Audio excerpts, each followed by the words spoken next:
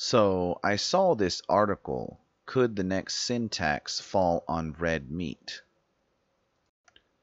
Very interesting. A tax on meat. Why? Why should we have a tax on meat? Climate change. Interesting. Something that can't be proven. Very interesting.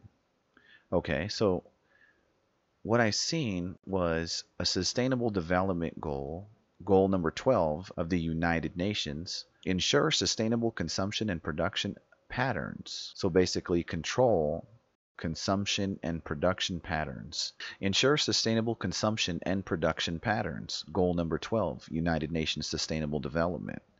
Material footprint is rapidly growing, outpacing population and economic growth.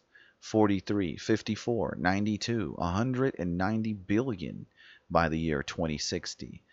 In the year 2017, it was 92 billion. Material footprint per capita in high-income countries is 27 metric tons in a high income.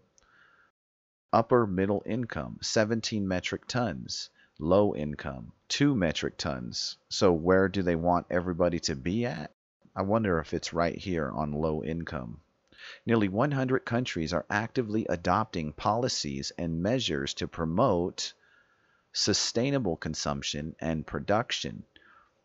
Use 1/5 of natural resources, developed countries, to produce the same amount of economic output as developing countries, meaning you become a poor country. So promoting things like the Impossible Whopper through YouTubers or influencers who have 1.5 million subscribers and over nearly 500,000 views on just the meat substitute. No, I gotta say, look, I'm just a few bites in, and the one thing that I really want to try out here is the patty, right? We know what all the other stuff tastes like. We know what the pickles taste like. We know what all the other stuff tastes like, right? It's a special patty that's really the star of this dish. And I was amazed when I first saw it, like how much it actually legitimately resembled the burger patty. To the point where I was thinking, wait a minute, are they just messing me around and did they just give me a Whopper after all this? Could the next sin tax fall on red meat? Meat could be a target of higher taxes given criticisms of the industry's role in climate change. Taxes gain traction, it could encourage more people to switch to poultry or plant-based protein and help drive the popularity of meat substitutes.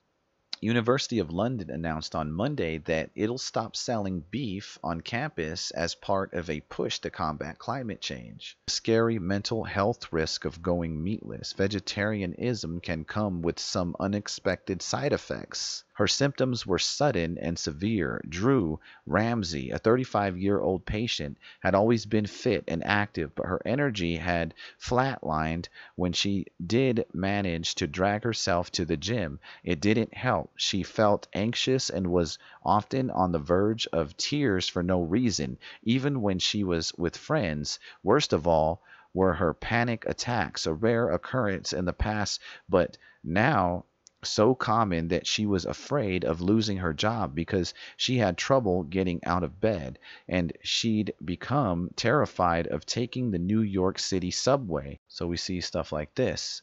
The baffling connection between vegetarianism and depression. 30% of vegetarians and semi-vegetarians had experienced depression in the previous 12 months compared to 20% of non-vegetarian women. In a British study, 9,668 men who were partners of pregnant women took the Edinburgh postnatal depression scale. 7% of the vegetarians obtained scores indicating severe depression compared to 4% of non-vegetarians.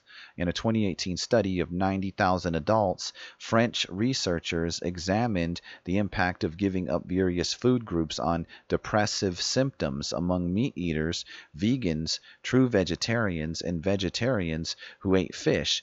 the incidence of depression increased with each food group that was given up. People who had given up at least 3 of the 4 animal-related food groups, red meat, poultry, fish, and dairy, were at nearly 2.5 times greater risk to suffer from depression.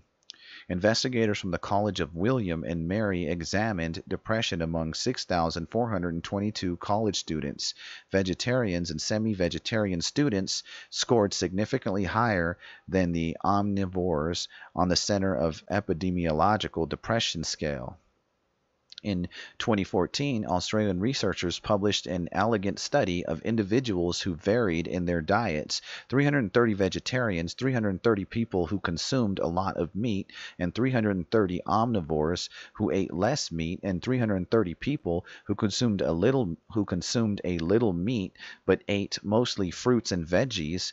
The subjects were carefully matched for sex, age, and socioeconomic status. The vegetarians were about twice as likely as the other groups to suffer from a mental illness such as anxiety and depression. Interesting. There's still studies showing that there's a link between depression and non-meat eating. So I predict that we're going to see a lot more advertisements that we should cut back on the consumption of meat. The United Nations have listed their goals, and there are signs that somehow these policies will make it into the United States.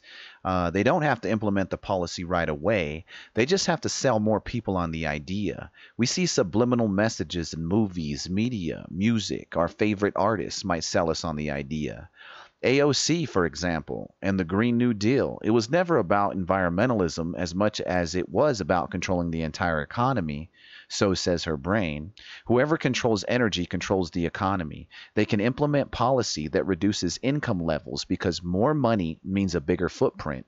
Income and carbon output are closely related. They cannot have a country like the United States have such a large middle class with upward mobility. They cannot have economic stratification that people navigate through for a better life. They must have complete control of all energy or the economy.